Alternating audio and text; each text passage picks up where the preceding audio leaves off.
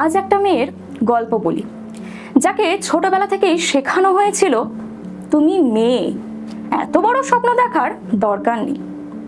যাকে শেখানো হয়েছিল তুমি মেয়ে, কি দরকার বাইরে গিয়ে হাজারটা লোকের সাথে ওঠা বসা করে কাজ করার, ঘরে বসে যতটুকু সম্ভব ততটুকু করলেই তো হয়। তাকে শেখানো হয়েছিল তুমি মেয়ে, তাকে প্রত্যেকটা পরিস্থিতিতে সকলের সাথে মানিয়ে চলতে হবে। কিন্তু জানেন, সে শোনেনি।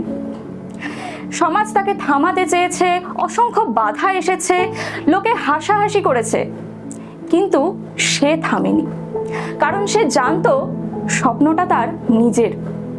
সেই মেয়ে একদিন নিজের স্বপ্ন পূরণ করলো, নিজের সমস্ত স্বপ্ন পূরণ করে একটা দৃঢ়তা তৈরি করলো, সমাজে একটা উদাহরণ তৈরি করলো।